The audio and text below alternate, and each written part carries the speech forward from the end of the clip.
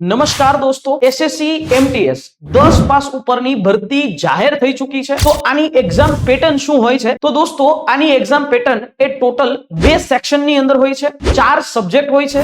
Section 1 ની અંદર તમારે મેથ્સ અને રીઝનિંગ હોય છે। આ મેથ્સ અને રીઝનિંગ ના 20 પ્રશ્નો એ તમને પૂછાતા હોય છે। આના માટે તમને 45 મિનિટનો સમય મળે છે।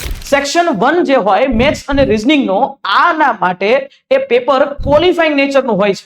જે ઓપન કેટેગરી વાળો વિદ્યાર્થી છે એને 12 ક્વેશ્ચન સાચા કરવાના હોય, ઓપન એસીબીસી વાળાને 11 ક્વેશ્ચન સાચા કરવાના હોય અને એસી અને એસટી વાળા મિત્રોએ 9 થી 10 પ્રશ્નો સાચા કરવાના હોય છે। જ્યારે સેક્શન નંબર 2 જેમાં ઇંગ્લિશ અને સાથે જનરલ અવેરનેસ હોય છે, આના માટે 25 પ્રશ્નો હોય અને 75 માર્ક હોય। એવી રીતે ટોટલ 50 પ્રશ્નો 150 માર્કના હોય। સેક્શન 2 જે છે એક પ્રશ્ન 3 માર્કનો હોય છે અને સેક્શન 2 જે છે એના ઉપરથી તમારું મેરિટ છે જનરલી બનતું હોય છે। સેક્શન 1 એક ક્વોલિફાઈંગ નેચર હોય છે અને સેક્શન 1 ની અંદર કોઈ નેગેટિવ માર્કિંગ નથી હોતું, પણ સેક્શન 2 ની અંદર નેગેટિવ માર્કિંગ ચોક્કસથી હોય છે। તો આ રીતે હોય છે એસએસસી એમટીએસ ની પેટર્ન। આ પેટર્ન મુજબ તમારે તૈયારી કરવી હોય તો જોડાઈ શકો છો લક્ષ્યમ એકેડેમી સાથે।